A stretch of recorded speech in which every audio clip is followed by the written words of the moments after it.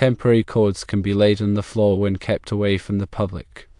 This provision addresses the practical need for temporary power solutions in environments like exhibit halls, display booths, and other temporary setups where running cords overhead or through walls is not feasible or practical. The key requirement is ensuring that these cords are not accessible to the general public, thereby minimizing the risk of tripping hazards, physical damage to the cords, and potential electrical shock. Several methods can be employed to keep temporary cords away from the public. One approach is to use physical barriers such as stanchions, ropes, or temporary walls to cordon off the area where the cords are laid. This creates a designated zone that is off limits to the public, preventing them from coming into direct contact with the cords. Another method involves covering the cords with protective materials. Cord covers, also known as cable protectors or floor cord covers, are designed to encase the cords and provide a smooth, non-slit surface. These covers not only protect the cords from physical damage but also eliminate tripping hazards by creating a ramp-like profile that allows pedestrians to walk over the cords safely. Additionally, the use of elevated platforms or raceways can keep the cords off the floor entirely. By running the cords along an elevated surface or within a protective channel, the cords are effectively shielded from public access and potential damage. It is important to note that the allowance for laying temporary cords on the floor is contingent upon maintaining a safe environment. Regular inspections should be conducted to ensure that the cords remain in good condition, free from cuts, abrasions, or other signs of damage. Any damaged cord should be promptly replaced to prevent electrical hazards. Furthermore, the cord should be properly rated for the intended use, taking into account the voltage, amperage, and environmental conditions. Extension cords should be heavy-duty and suitable for the equipment being powered. It is also crucial to avoid overloading the cords, as this can lead to overheating and potential fire hazards. When laying temporary cords on the floor, it is essential to adhere to all applicable electrical codes and safety regulations. The National Electrical Code, or NEC, provides comprehensive guidelines for temporary electrical installations, including requirements for cord types, grounding, and overcurrent protection. Compliance with these codes ensures that the electrical system is installed and maintained in a safe and reliable manner. It's crucial to understand what constitutes away from the public. This generally means an area not readily accessible to the general pedestrian traffic. Factors considered include the likelihood of public access, the type of event or display, and the measures taken to restrict access. For instance, a cord running behind a display booth, where there's a physical barrier and staff present, might be considered away from the public. However, a cord stretched across a heavily trafficked aisle would not. The voltage to ground is another critical consideration. The phrase voltage to ground refers to the electrical potential difference between a given conductor and the grounding system. In simpler terms, it's the voltage that would be present if a person were to touch a live wire while also being in contact with a grounded surface. This voltage is a key factor in determining the severity of an electrical shock. Lower voltages to ground generally pose a low risk of shock, while higher voltages can be lethal. In electrical systems, the voltage to ground is determined by the system's configuration and grounding practices. For example, in a typical 120/240 volt single-phase system, the voltage to ground is 120 volts, as this is the potential difference between either of the hot legs and the neutral or ground. In a 277/480 volts three-phase system, the voltage to ground is 277 volts. Grounding is a critical safety measure in electrical systems. It provides a low impedance path for fault current to flow back to the source, which allows overcurrent protection devices like circuit breakers or fuses to quickly trip and to energize the circuit. This helps to prevent electrical shock, fire, and equipment damage. Effective grounding requires a properly installed grounding electrode system, which typically includes grounding rods, plates, or connections to a metallic water pipe. The grounding electrode system must be connected to the service equipment and the neutral conductor to create a solid, reliable ground path. Ground fault circuit interrupters, or GFCIs, are another essential safety device. GFCIs monitor the current flowing in the hot and neutral conductors of a circuit. If there is a difference of more than a few milliamperes between the two, the GFCI will quickly trip the circuit, cutting off power and preventing electrical shock. GFCIs are particularly important in areas where there is a risk of moisture, such as bathrooms, kitchens, and outdoor locations. Regular testing of GFCIs is recommended to ensure they are functioning properly. The use of surge protective devices, or SPDs, can help to protect electrical equipment from voltage spikes caused by lightning strikes, power surges, or other transient events.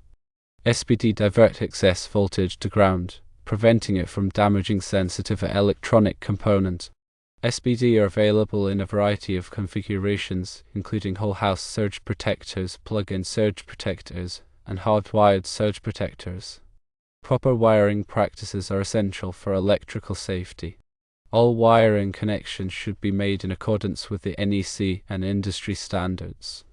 Wires should be properly sized for the intended load, and connections should be tight and secure. The use of wire connectors, such as wire nuts or terminal blocks, is recommended to ensure reliable connections. It is also important to protect wires from physical damage by running them through conduit or other protective enclosures. Overcurrent protection devices, such as circuit breakers and fuses, are designed to protect electrical circuits from overloads and short circuits. Circuit breakers are resettable devices that trip when the current exceeds the breaker's rating. Fuses are one-time devices that melt and break the circuit when the current exceeds the fuse's rating. It is important to select the proper size overcurrent protection device for the circuit being protected. The NEC provides guidelines for determining the appropriate size based on the wire size and the load being served. Regular maintenance of electrical systems is essential for ensuring continued safety and reliability. This includes inspecting wiring, connections, and equipment for signs of damage or wear. Loose connections should be tightened, and damaged components should be replaced. It is also important to keep electrical panels and equipment clean and free from dust and debris. Additionally, regular testing of safety devices, such as GFCIs and surge protectors, is recommended. When working with electricity, it is crucial to follow safe work practices. Always de-energize circuits before working on them, and use lockout/tagout procedures to prevent accidental re-energization. Wear appropriate personal protective equipment, such as rubber gloves and safety glasses. Use insulated tools to prevent electrical shock. And never work alone when working with electricity. It is also important to be aware of the potential hazards associated with electricity. These include electrical shock, arc flash, and electrocution. Electrical shock can occur when a person comes into contact with a live conductor. Arc flash is a dangerous electrical explosion that can cause severe burns and other injuries. Electrocution is a fatal electrical shock. By following safe work practices and being aware of the potential hazards, it is possible to work safely with electricity. Specific types of temporary cords, such as service replacement, distribution, or SRD cord, are designed for heavy-duty applications and may have specific installation requirements. However, the allowance for laying these cords on the floor still depends on keeping them away from the public. The presence of SRD cord does not automatically permit laying cords on the floor if the public has access. Additional considerations include the proper use of extension cords. Extension cords are intended for temporary use only and should not be used as a substitute for permanent wiring. When using extension cords, it is important to choose the correct cord size for the intended load. A cord that is too small can overheat and cause a fire. Extension cords should also be protected from physical damage and should not be run through doorways, windows, or other openings where they can be pinched or cut. Additionally, extension cords should not be daisy-chained together, as this can overload the circuit. The National Electrical Code, or NEC, provides comprehensive guidelines for temporary electrical installations. Article 590 of the NEC covers temporary installations, including requirements for wiring methods, grounding, and overcurrent protection. Compliance with Article 590 is essential for ensuring the safety of temporary electrical systems. It's important to consult the latest edition of the NEC for the most up-to-date requirements. Furthermore, local jurisdictions may have additional requirements for temporary electrical installations.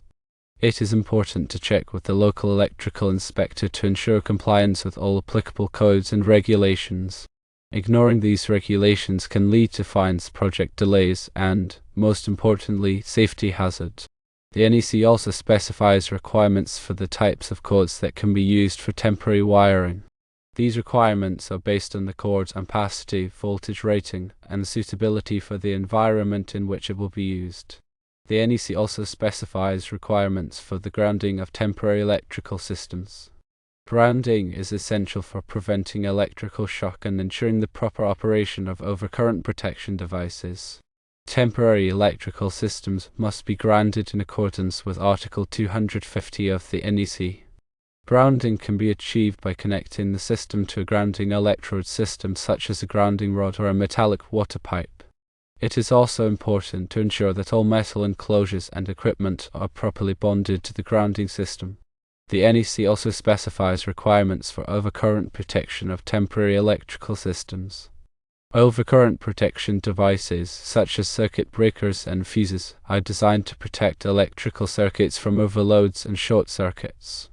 Temporary electrical systems must be protected by overcurrent protection devices in accordance with Article 240 of the NEC. The size of the overcurrent protection device must be appropriate for the size of the conductors being protected. The NEC also addresses the use of ground fault circuit interrupters, or GFCIs, in temporary electrical installations. GFCIs are required in certain locations where there is a risk of electrical shock, such as construction sites and outdoor events. GFCIs are designed to detect small ground faults and quickly interrupt the circuit, preventing electrical shock. The importance of proper planning and execution for temporary electrical installations cannot be overstated. A well-planned installation considers all potential hazards and takes steps to mitigate them. This includes selecting the appropriate wiring methods, grounding the system properly, and providing adequate overcurrent protection. It also includes ensuring that all workers are properly trained and equipped to work safely with electricity. Neglecting these considerations can lead to serious accidents and injuries. In summary, when dealing with temporary cords on floors, remember the core principle: they must be kept away from the public. This involves careful consideration of the environment, the type of cord used, and adherence to all applicable electrical codes and safety regulations. By following these guidelines, it is possible to provide temporary power safely and effectively.